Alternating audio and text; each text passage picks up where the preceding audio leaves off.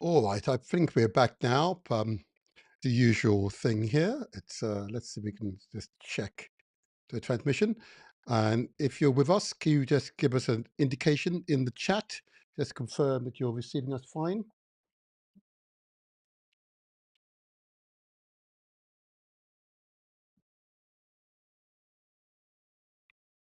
Just so that we can move forward.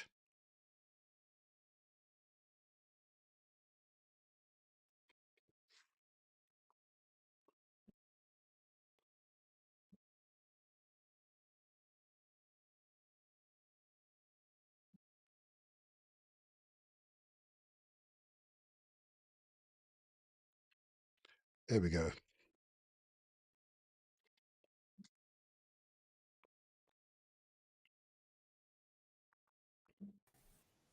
Kinkabala. Kinkabala, can you hear us fine? Yes, King. Yes, Yes, King. yes, yes, Can you hear yes, me? yes. We can, we can. It is these things happen, sir. These things happen, and that's why we are recording these transmissions, and we will separately transmit this the recording. Don't you worry. The live may be disrupted, but we will continue recording. We're now live now, and just making sure it is being received. Yep, we're now live now. It is well, but this is a recording, be re-edited, so we take out these interruptions. It is well. It is well. But you are being powerful. Beautiful. You are communicating. Thank you. You are resonating Thank with you. the people. Yeah, praise Yes. Jah. Okay, so let us continue. We are not to be defeated. Okay, we will not be Yes. defeated. Praise Jah.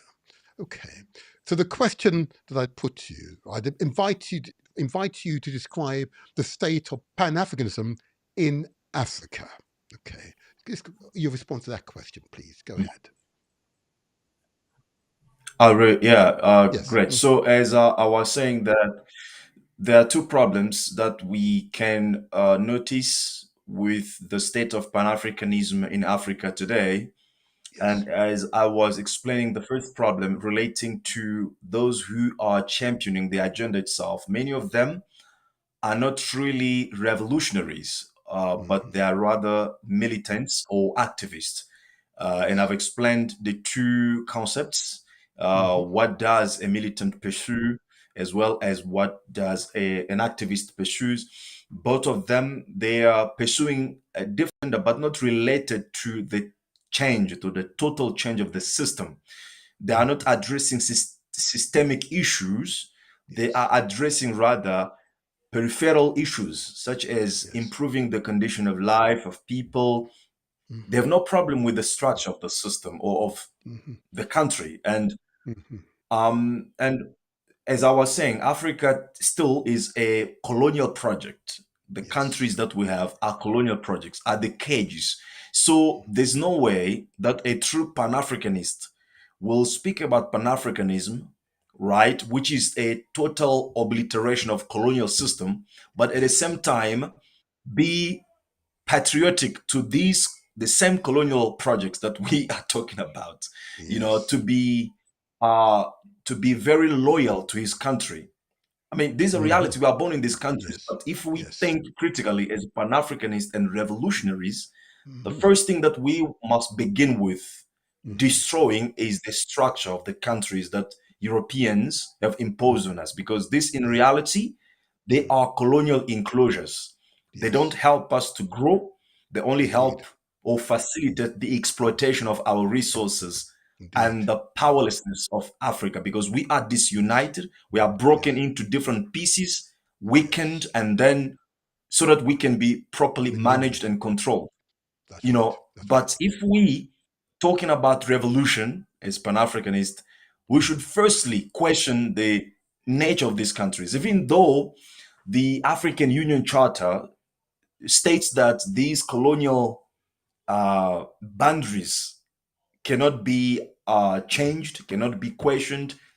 African Union itself, it still functions according to the colonialist or neo-colonialism logic. So this is what we see. You know, we see a lot of Yes. opportunistic individuals on the Yes. continent, trying to champion the agenda of Pan-Africanism without the real desire to transform Mhm. things radically, but only to achieve their own personal gains. And Mhm. most of them, what they Mhm. want is to access the top arena of, of leadership, or of, I don't know, of Yes. prominence, to be seen in the pictures with the head of Yes. states, to be invited in international forums in the West. And that's why you see on their social handles they have millions following them, but they follow none. But that is not revolution, because revolutionary is about you relationship with your people. You have to be together with your people. That's It's right. not about Yes. only you. Mhm. It's about the people. I have one Yes. of my friends who is a great Pan-Africanist. Let me put it Mhm. quote Yeah. unquote in France. He was coming to Africa, so he asked me to find accommodation for him, and he Mhm. specifically insisted that I should find an area, a good suburb, which is predominantly a white suburb. And Oh I was wow. like, okay, I. how come Oh. you are revolutionary? Ah. You want to come to Africa, but you want to live around white people. Ah. Che Guevara, Mm. when he Mm. was traveling the world, was living with the ordinary people, because that's Yes. where the struggle is. When Che Guevara came to Africa, for example, in Congo, actually, he came to Congo when it Mm. was Zaire. He didn't go to the suburbs, to the opulent areas. He went to the ordinary, the suffering people, because that's where he get Yes. inspirations and ideas of what to do to Mhm. fight the capitalist system as he was fighting. So how comes that you don't want Mm. to go where your people are? Mm. So this is, I mean, and is well known, especially in Francophone Africa, is well known and Mm. respected. But these are the people that when you see them behind the camera, I mean, in front of camera, they're different people. But when you see them face to face, you begin interacting with them. You begin to see Mhm. that, okay, Pan Africanism really is being championed by people who really don't want to change the system. They only want to access the opportunities of the Yes. systems, and that's it. Yes. So, and Yes. on the side of the people now, Mhm. the challenge that Pan Africanism is facing is the very same challenge that people such as Kwame Ture, Sekou Ture, Kwame Nkrumah, Patrice Lumumba, Mm. Thomas Sankara, Malcolm X. The Yes. challenge is the same, and the challenge is that this a true Pan African, or a true Pan African, a Pan Africanist revolutionary will have a vision of the world, Mhm. a vision of the world structured in 100 years to come. I don't know if you Yes. understand what I'm saying. I They most don't certainly see the do. world Yes. today. They Mhm. do. Yes. Their struggle is actually adjusted to 100 years time, Yes. right? For our children's But children. Yes. unfortunately, There you go. Yes. exactly. But the Mhm. people, the Mhm. masses of Africa, they are Mhm. not able, in most cases, to see in that perspective of 100 years to come. Indeed. They are the people Indeed. who see today, they want things to happen right now Now. without work Yes. being done, without Yes. preparation, without really Yes. effort, and without sacrifice. And Indeed. that's the reason Mhm. why there's a lot of compromission within Pan Mhm. Africanism. People start Mhm. today genuinely want to change things, but because they have a vision of now, of driving Mercedes Yes. Benz right now, of having Mhm. money right now, they end up Yes. compromising, they end up being bought by NGOs, especially now in Africa. The Yeah. Westerners have found a new method, which is not to come with the guns or to come with the missionaries, because they know that Africans now, they know that missionaries are agents of religious missionaries, are agents of Western imperialism. So now That's they right. are That's coming right. through Mhm. NGOs. These Mhm. NGOs coming through our communities, they don't have a noble purpose to help us, but they are there to actually transform our minds, to That's keep right. us thinking that for something substantial to happen in Africa, there must be Indeed. always something from West to come and Yes. help us to Yes. change. And That's right. this is what I've called in the book that I'm actually gonna publish, as I was saying. I've called a messianic disease. I've borrowed the term from Dr. Uma, but I've broken it in the context of Africa to explain that we Mhm. as African people are suffering from a messianic disease, a disease that manifests itself in three contexts. The first context is that it makes people believe that for something to happen in Africa, there must be always a supernatural entity which has the power that we don't have, right, to come and change things.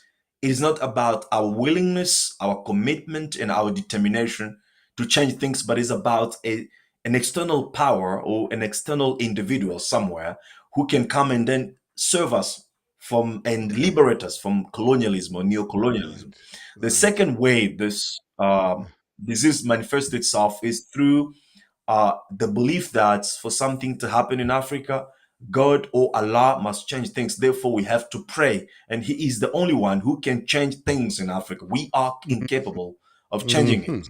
And Yes. the third Mm-hmm. manifestation of this disease is when African people believe that, well, there's nothing good on this earth we can expect or we can, hope for.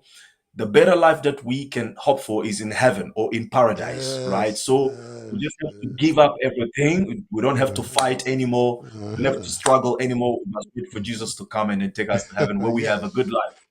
While Yes. European oppressor has his good life right here next to you, That's actually right. in your That's right. neighborhood, you That's right. expect to go to heaven and live good life. So I think this Mhm. is overall picture of what Pan-Africanism is today, Mhm. and it requires a lot of work from the truly genuine Yes. Pan-Africanists to restructure Pan-Africanism, to position Pan-Africanism in a space where it provides hope and expectation and even encouragement to the African people Yes. so that we can begin to do what we expect other people to do for us. Beautifully said. And I can't say much to that because I agree with every word you've uttered, and I don't say that very often.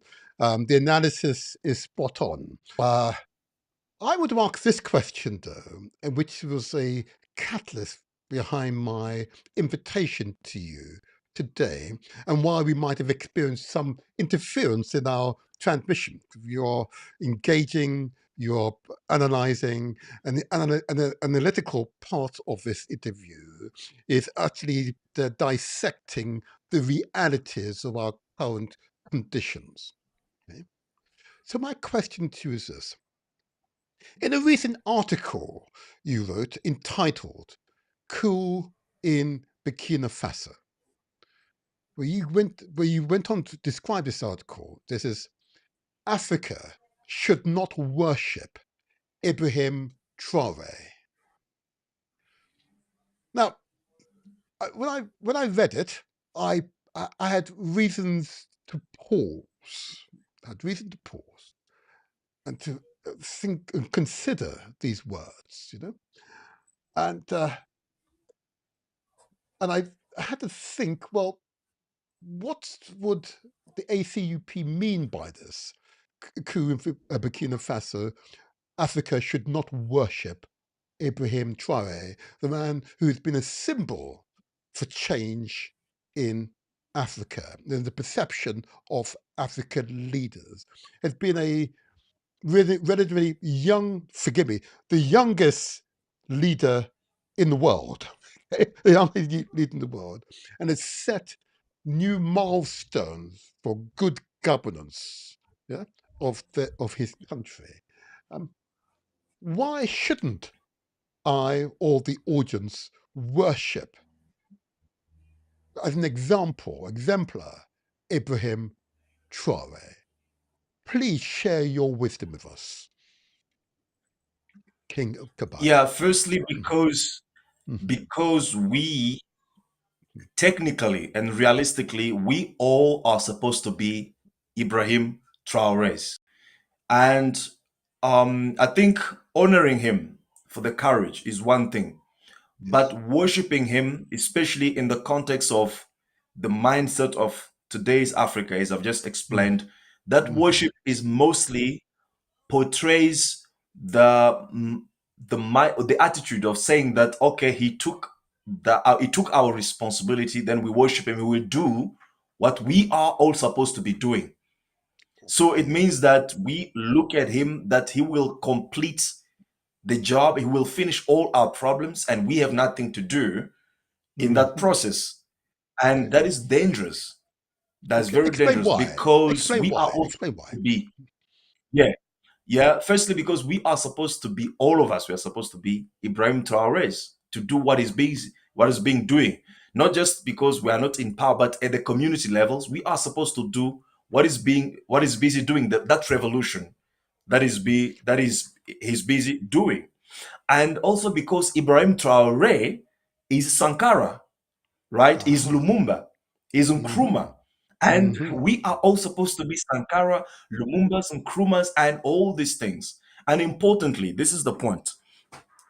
When we begin to put our entire hope in an individual, we're making that individual a target of Western imperialism, as it happened in the past. The Western society knows that in order to stop any progressive movement in Africa, you must target the leader, the key person, the ones that everyone put hope into. You Mm-hmm. destroy that person, and Mm-hmm. then the whole movement stops simply because all of us we put our hope in him, we worship him, and we are not even preparing ourselves to take over when Ibrahim Traore is no longer with Mm-hmm. us in this world, for example. And I, Right? I if I don't may, predict King, anything about him, but this. if I may, King, if I may, uh, King, just to help the audience along, 'cause I believe I'm gaining insight as to your meaning. So let's take Thomas Sankara. Okay, during his reign, he made significant strides. What happened when he was killed by unknown assailants, okay, believed to be of French origin? What happened to Burkina Faso after he was assassinated? What happened? Well, what happened is that actually before what happened, Thomas Sankara took over and ruled Burkina Faso in a few years and made significant changes in the country, in Yes, the yes. social conditions of Burkinabe people. He Hmm. changed the whole system. That was revolution because he begins by changing actually the name.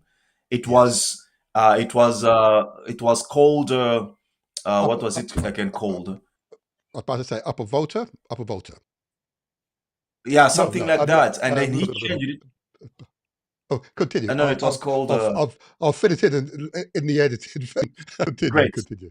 Yeah, I also forgot the name. And then he changed it to Burkina Faso, the land of Yes, upright people. He yes, changed policies and he actually made it to be the country owned by the people, right? And in yes. a few years, he made signal was. Now, what happened when he was after his nation is that he was placed with a Negro that was going to undo everything or every progress that Burkina Faso or that Thomas Sankara did and bring Hmm. back Burkina Faso in line of colonial countries that served Western interest, Yes. right?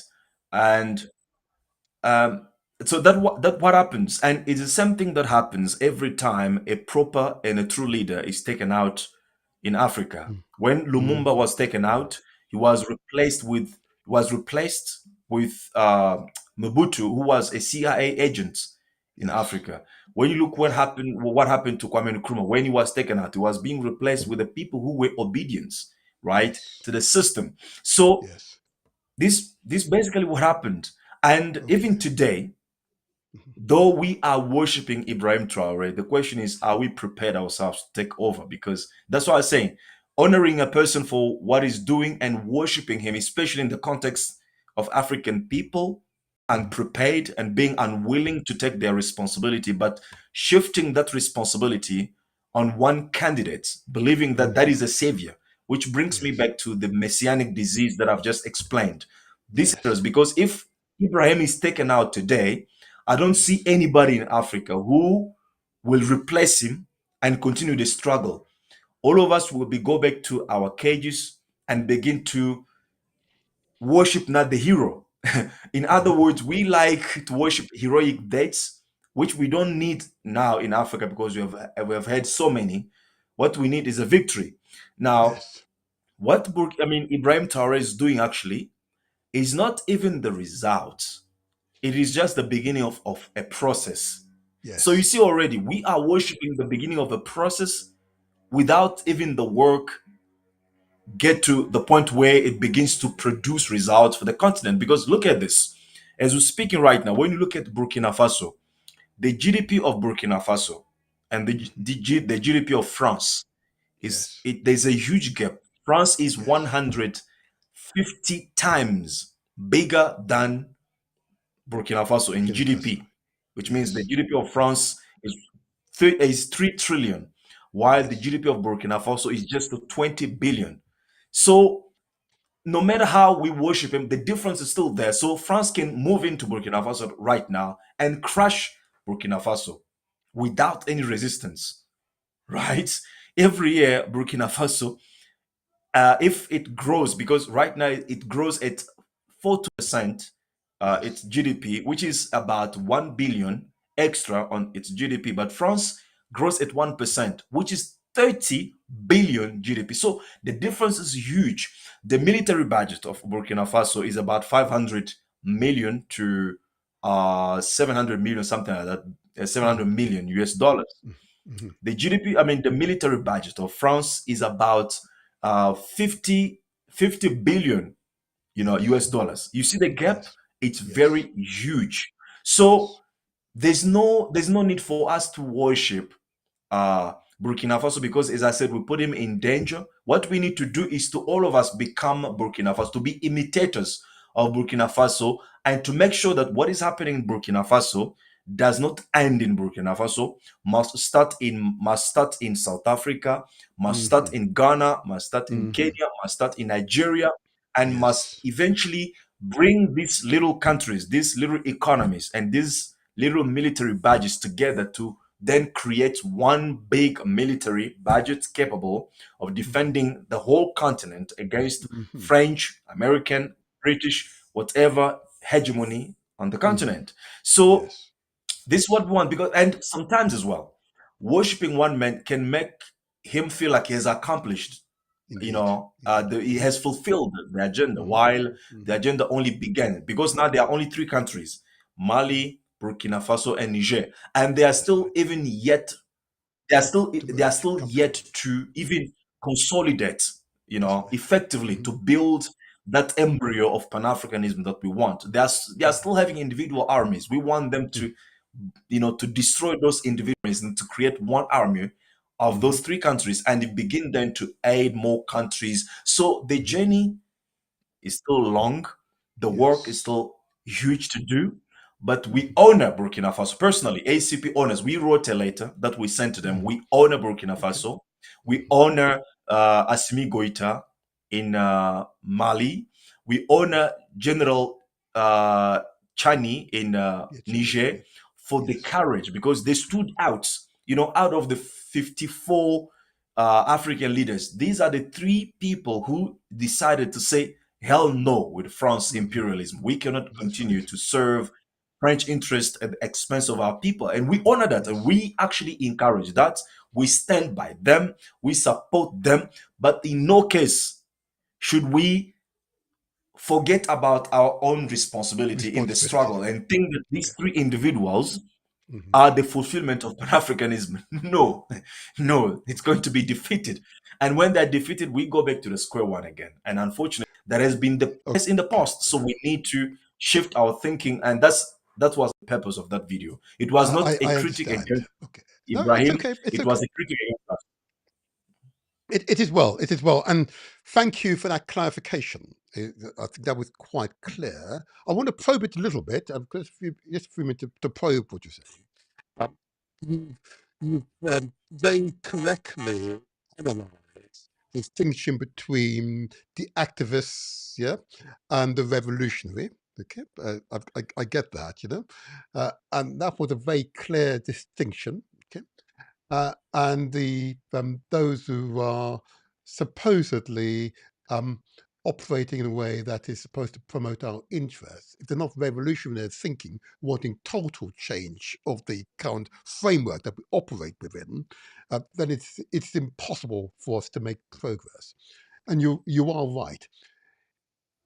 Eh, Maybe in our culture, wherever you are on the continent or the Caribbean, where we have African dominated governments, to worship, to worship. You know?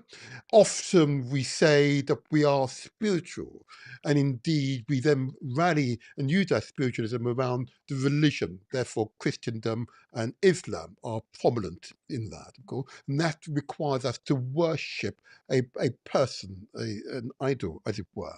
Okay. How would you counter that? But that's very well embedded in our culture. Okay. And what you're describing appears to run contrary to what appears to be an integral part of our culture, having a strong religious affiliation. That's quite a dilemma, is it not? Yeah, yes, but actually, if you because you have mentioned Islamic and Christianity as Mm, main religions on the continent, the truth is they don't even when you study those religions fundamentally, they don't. I mean, they abhor the worship of human being actually, and mhm, they tell you that you must only look to God, right, mhm, for mhm. salvation. Indeed. And I do think of one particular scripture that I think read. Don't remember exactly, but people who more into religion will remember that. I think it said that uh, a person who put his faith into his, I think his mother or his father is cursed. Rather put your Ah, faith into the creator, right? So aha. I think it's Psalms or something like that. So Mhm, already religions don't even encourage people to worship people. What is mhm, happening in in the what you refer to a culture, I think mhm, is a culture or an enculturation of African person by colonial power, which has reduced us to a state where we believe that we are incapable of doing something meaningful to our lives, and therefore a substance outside of us must take that responsibility, right? And that is where comes the culture that you are referring to mhm, of mhm, worshiping individual to change our mhm. things. Actually, I read when it comes to religions, I read everything. I think I read a book of a Gospel of Thomas. This is a book that is Aha. not in the Bible, but apparently Mhm, written by a disciple of mhm, Jesus. And it begins with a powerful word, uh, of course, attributed to Jesus. mhm, And he says that if people come to you, people who govern you, come to you, say that the kingdom of God is in heaven, you must remember that the birds in the sky will precede you in that kingdom.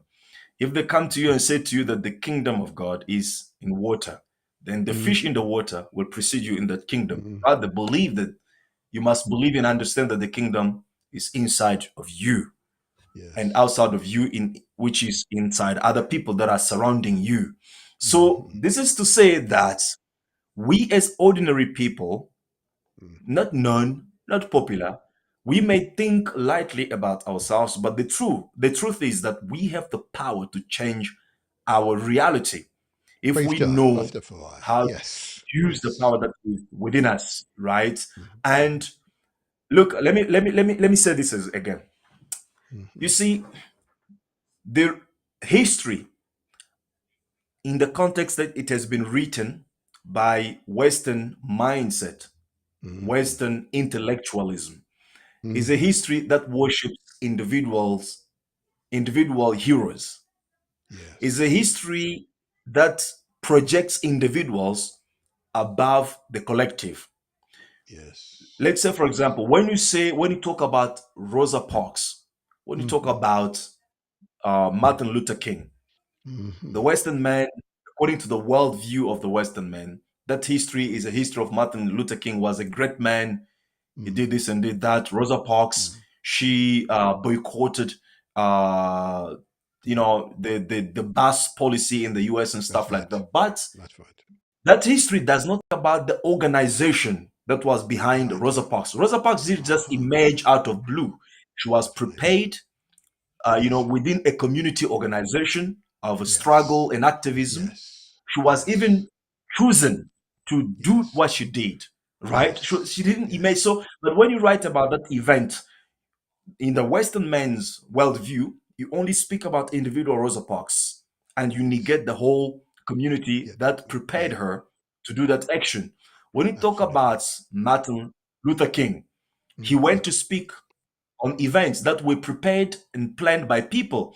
People That's did right. fundraisings, people did That's right. campaigning, people did That's right. mobilization to organize the whole events so that one Yes. person can just come and make a speech. But That's right. who did really do the work there?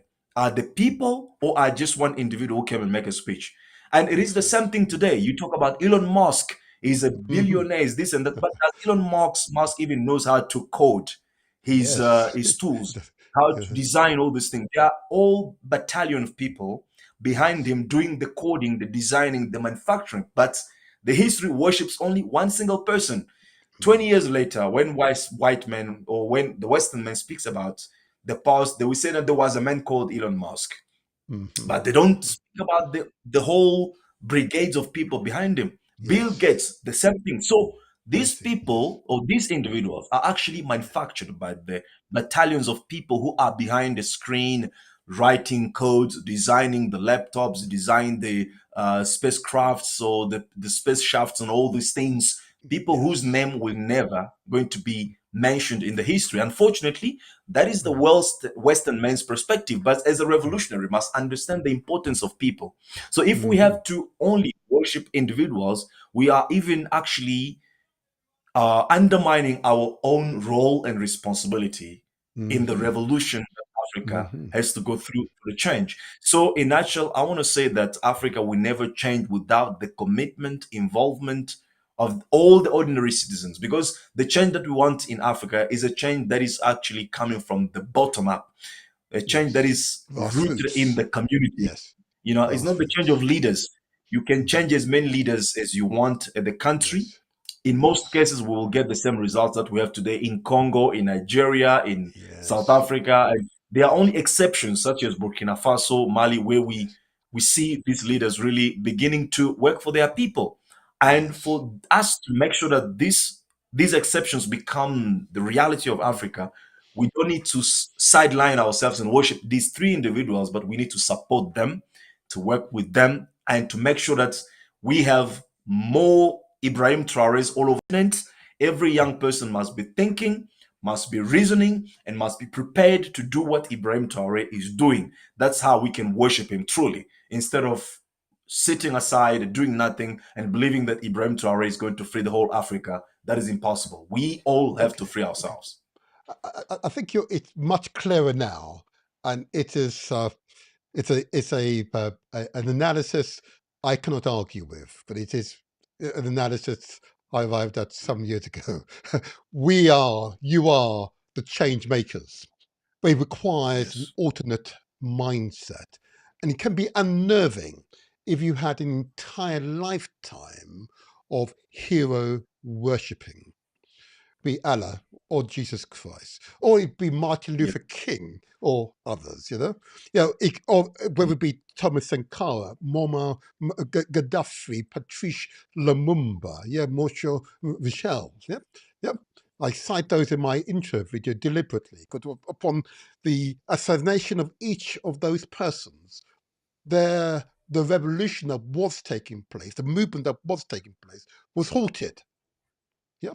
In the case of Burkina Faso, for 30 years, Compaore and his others were in power, and there was no dispute or concern expressed by countries such as America. Okay. I Mhm. think you and I would agree, though, that the behavior of General Langley, that military man in the US, who sought to criticize President Ibrahim Traore, okay, and subsequently, as in public, confirmed that he had made significant strides for his country. Okay, I think you and I would agree that particular general, an African American general, has seen the light, but that further reinforces the idea that President Traore is the only person to transform Burkina Faso.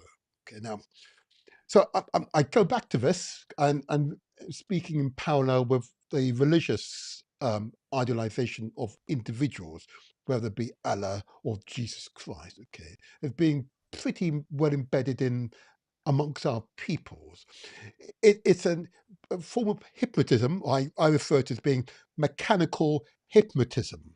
Okay, because you go through rituals and you then recite these people's names. Okay, how to break that hypnotic state is what I battle against. I can tell you what I suspect we battle against.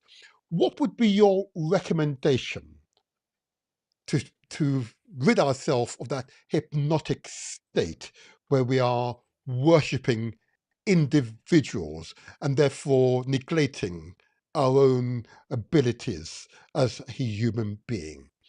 Would your recommendation be to overcome that hypnotism? Over to you. Yeah, so the first thing is that I would recommend that, in my experience, has been useful is to Mhm. put ourselves into organizations. Okay. One of the things that we discover in being part of an organization is our own capability to contribute to that organization. You know, Mhm. out of an organization, you cannot even know, oh, I don't know, I, are I'm here. we being We are. kicked out again? No, I no, we're still here. Don't worry. Continue. Continue. It's Oh, being recorded are you, regardless. can you Yes, hear me? Because, I can. Yes, I can. Yes. Don't you worry. I can oh, hear you you can hear. well. Perfect, Yes, we perfect, can. beautiful. You continue. Don't you worry. Oh, Continue. oh, Yes, beautiful, beautiful. Sorry for yes. that. So the It's screen okay. was frozen on my side.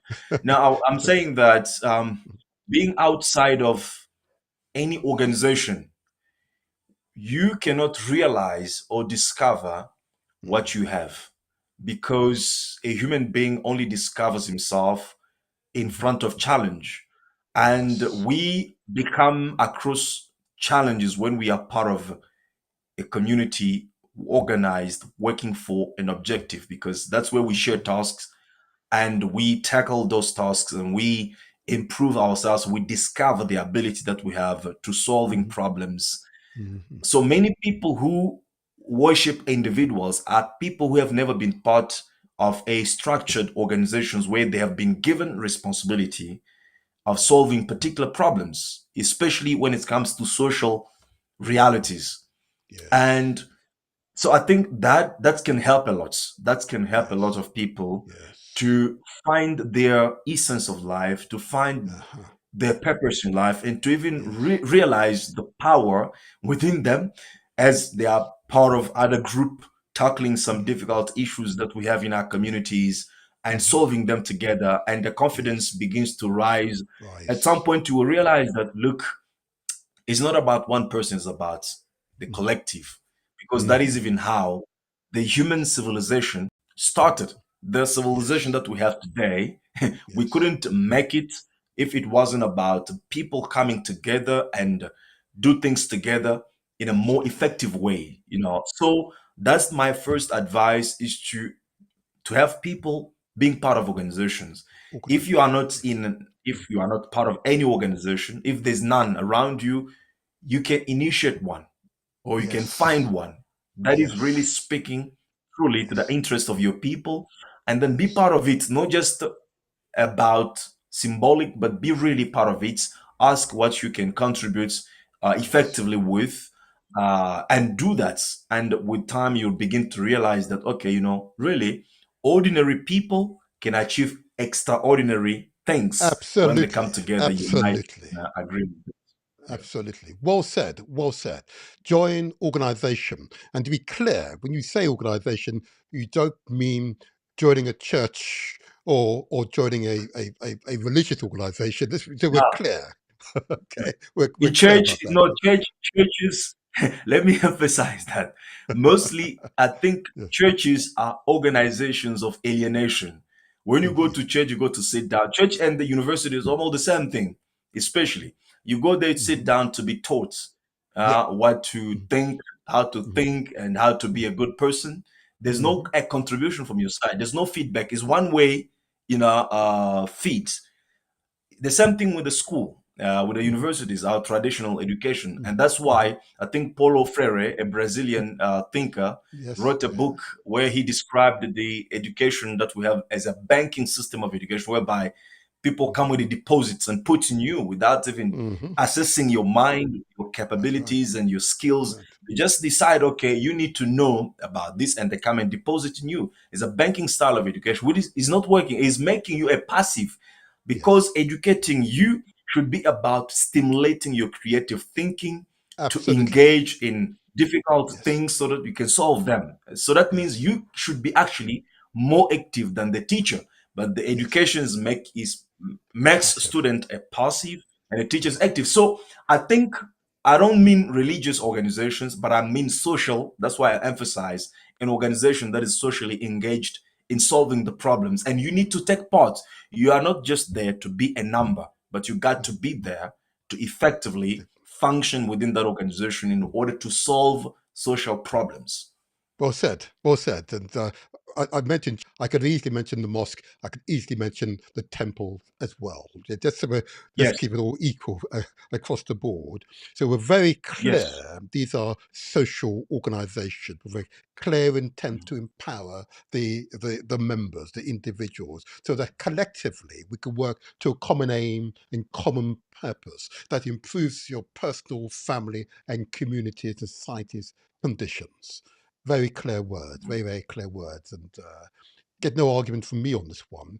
And I suspect that even the president of Burkina Faso would not dispute these words. He would understand them, the fundamental nature and importance of these words. I am reasonably confident. I'm not him. I'll let him speak for himself, but I believe the analysis is sound. I've got very little reason to scrutinize it further because the clarity of your words speaks for themselves. Thank you for that. Thank you for that. And it has helped. And you can tell by the interference we've received for this interview, it suggests that the power of these words are resonating. We Yeah, will it's not give spiritual. up. We will not Not at all. give up. Praise God. We will never give up. Let's Never. make it We clear. don't give up. Let's make it clear. Or Yeah. make it clear. So in saying this, of course, your words, I am assuring you, based upon the number of messages I've received by the various platforms I'm on at the moment, are resonating. It's inspiring. It's motivating people. Okay.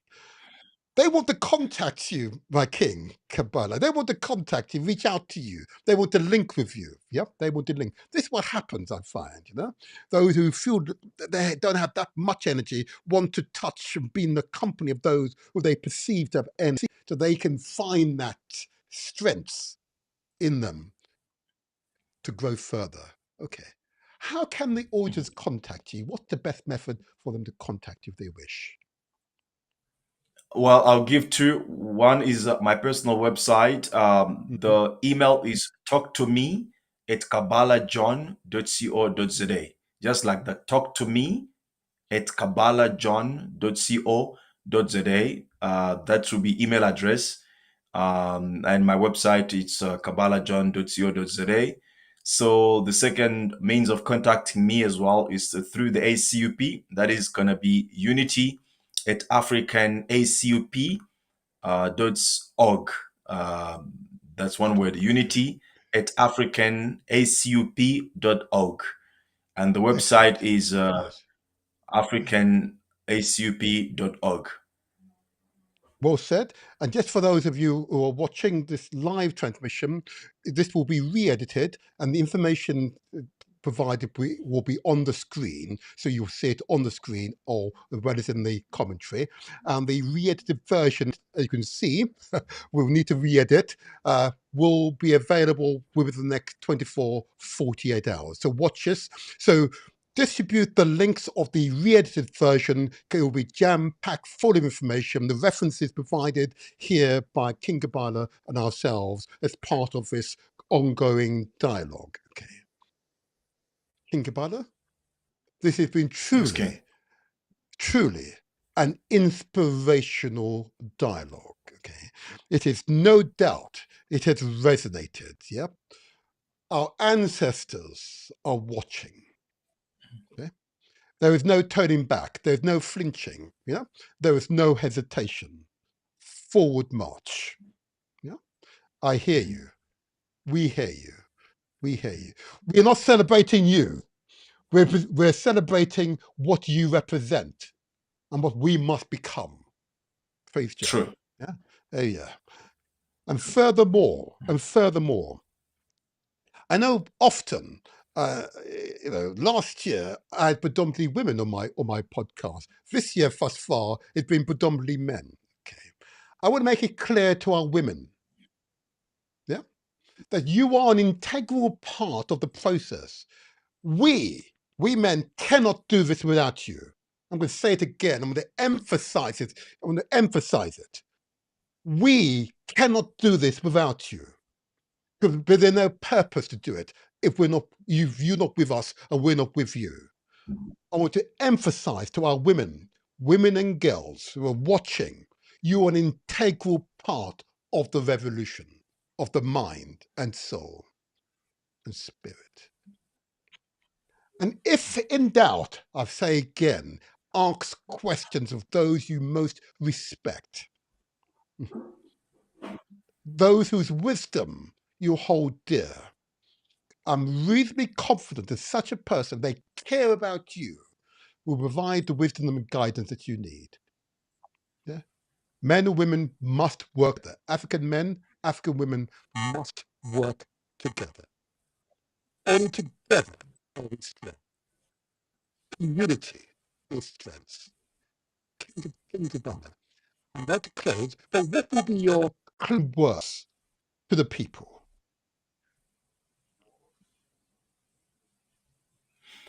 Sorry, your line was breaking. I guess you put a I'm question to sorry. me. May you Yeah, repeat, my question, please? my Yeah. closing question is, this has been truly an inspirational podcast, and we're now about to close. What will be your Oh, yeah. closing words to the people before we leave? Oh, beautiful, beautiful. I mean, I will close with a remark made by Frank Fanon when he said that Mm, every generation must discover its mission and yes, fulfill it or betray it. I think we yes, are at the crossroad as African people at this particular generation. We mhm, have a duty to discover what is yes, our mission today. And when yes, we discover it, we have to decide whether you betray it or you fulfill it. Many of yes. our people have decided to betray it to serve the Western interest. I Mm-hmm. would encourage some of you who are committed to Africa to really commit to fulfill this mission. And you cannot Mm-hmm. fulfill it only by commenting social media or Mm-hmm. by sharing posts alone. You can Mm-hmm. fulfill it by being part of an organization. We have to begin organizing at the community levels and Yes, build institutions because the world is yes. governed by Our institutions. We have to institutions, build yes. our own. If we don't have them, we're going to be subdued by the institutions of other people on whom we depend. When we wake up in the morning to buy bread, we go to other people's institutions.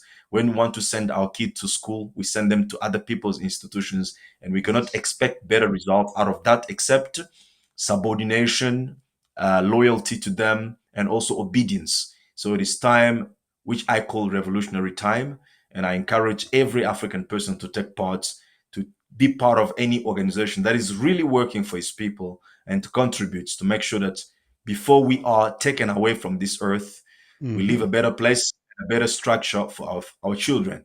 I thank you, King Martin, for your commitment and dedication to this agenda. I'm really humbled, and it was a privilege and honor to be on your show again today. I encourage you to continue peace and love and the freedom and decolonization to all of us, those at home, those abroad, and even those in the future, as always. Peace. Praise Jah. Praise Jah. I just want to say this to you. Oh my God, there we go. That's a few expressions of my appreciation to you. I want to make sure it's clear, understood. It's understood that we are here with you. We are here with you. I want to make sure it's understood. The renouncing it. Yeah. I want to make sure it's understood without any doubt that we are supporting you. We are supporting you. We are supporting you. We are supporting you. We are supporting the ACUP, African Continental Unity Party. We are Thank you. supporting the idea, the vision, the mission, the clarity of thought. We do this for our ancestors. We do this for our children's children. Praise Jah, Rastafari. True. Live long and prosper, sir. Live long and prosper. Thank you. Time with us today. Thank you. Cool. Yeah, bye-bye. Wow. Now, there you go. Powerful, huh? Powerful messages. Yeah? Powerful messages. That was pretty clear if you ask me. The clarity of thought is unmistakable. The determination is unmistakable. And if in doubt, ask question. The details, as I say, will be in the re-edited version of this live podcast, which requires some editing for reasons you all understand. But it will contain even more information that was shared with you here in the live podcast. The references will be on the screen and the links will be available to you. So this is not simply a passive exercise where you listen and indeed learn, but you act, you respond, you're motivated for yourself, your families, your networks, your wider communities. And together, we will all make the difference. That is the mindset we want to propagate here, continue to propagate. You are the change makers.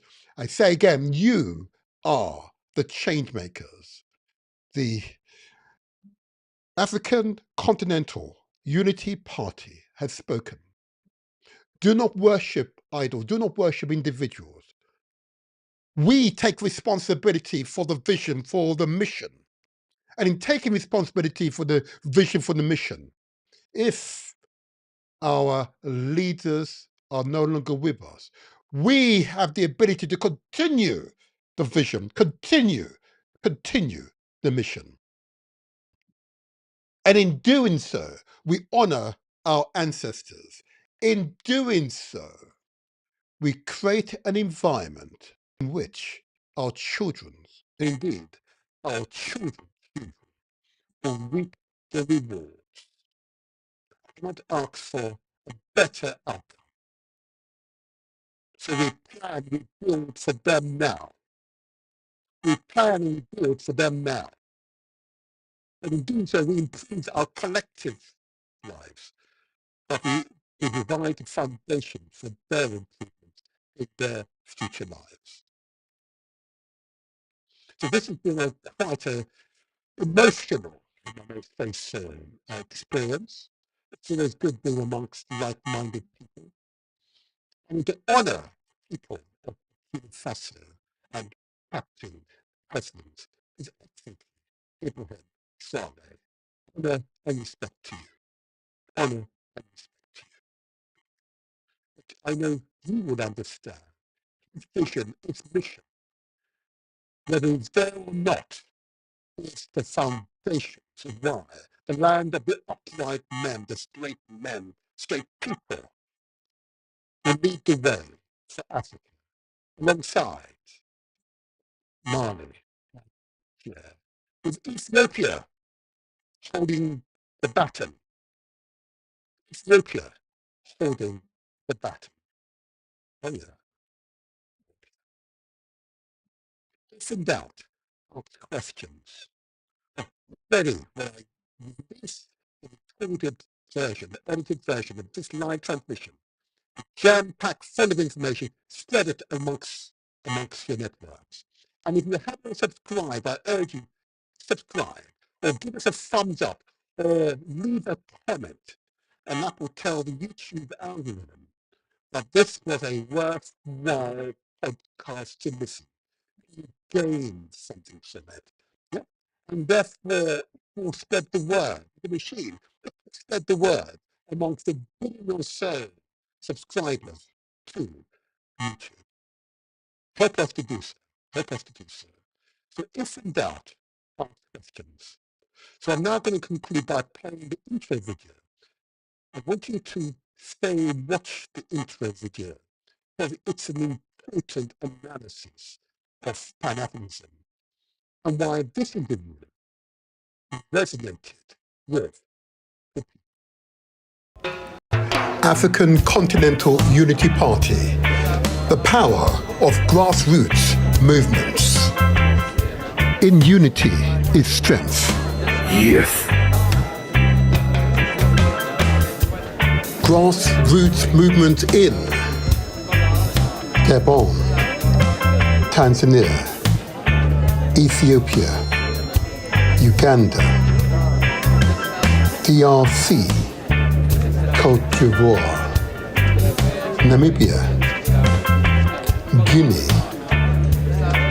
Somalia, Nigeria, Kenya, Burkina Faso, Ghana, Zambia, Zimbabwe. Early setback in Pan-Africanism. Patrice Lumumba of the Democratic Republic of Congo, then the Republic of the Congo. He sought to unite Congo's 200 ethnic groups under a single national identity, avoiding the tribal and regional division left by colonial rule. He planned to nationalize the country's vast mineral wealth, which was largely under foreign control. He declared that the freedom of Congo was incomplete unless all African nations were truly free. Muammar Gaddafi of Libya nationalized oil in the 1970s, using revenue to fund social programs, achieved free education and healthcare, raising literacy rates and life expectancy. He implemented housing programs and land redistribution, constructed the Great Man-Made River Project, supplying water from the desert to cities and farms, funded groups like the African National Congress, ANC, in South Africa, and other anti-colonial forces. The driving force behind transforming the Organization of African Unity into the African Union in 2002. He advocated for a United States of Africa with a single African army, a common passport, a single currency, the gold dinar, and one central Pan-African government.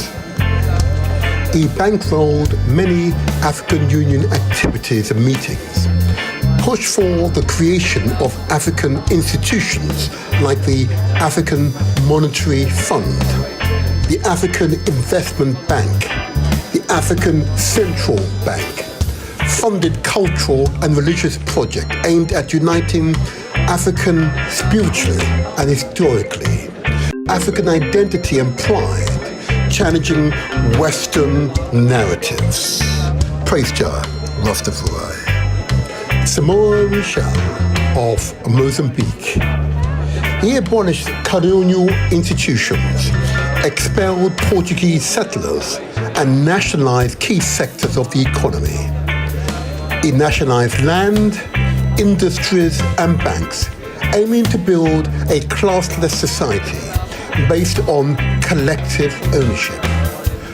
He promoted state farming cooperatives and collective agriculture, introduced free education and healthcare for all, advocated for women emancipation, banning traditional practices like forced marriages and bride price. Thomas Sankara of Burkina Faso renamed the country from Upper Volta to Burkina Faso, land of the upright men, of the upright people, in 1984. Sankara rich salary, sold off government luxury cars, and banned government officials from using chauffeurs and first-class travel. He launched a campaign of agricultural self-sufficiency. Burkina Faso went from food aid dependence to self-sufficient in staple crops. He nationalized land and mineral wealth, carried out a mass vaccination campaign.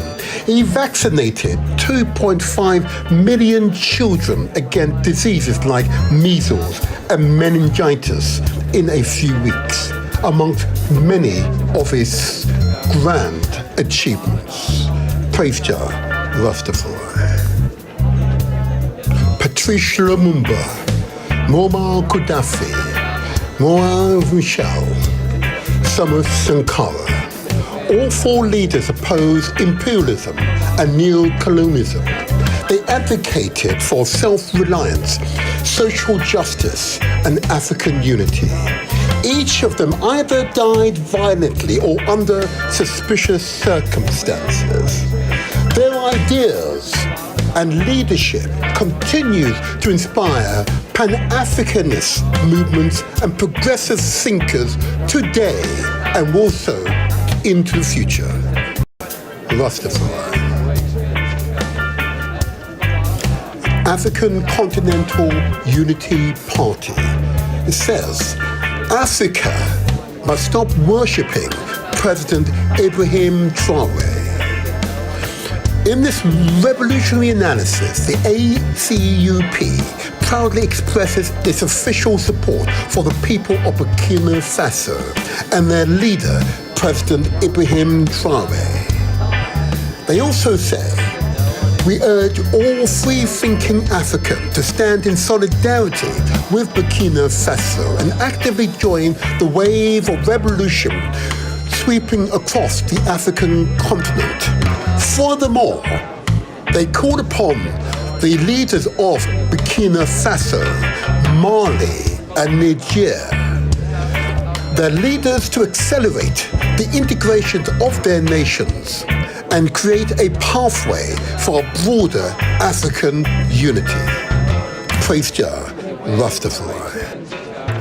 The African Continental Unity Party leadership will clarify their stance exclusively on The Motivator Show, where success is ours for the taking. Yes, yes.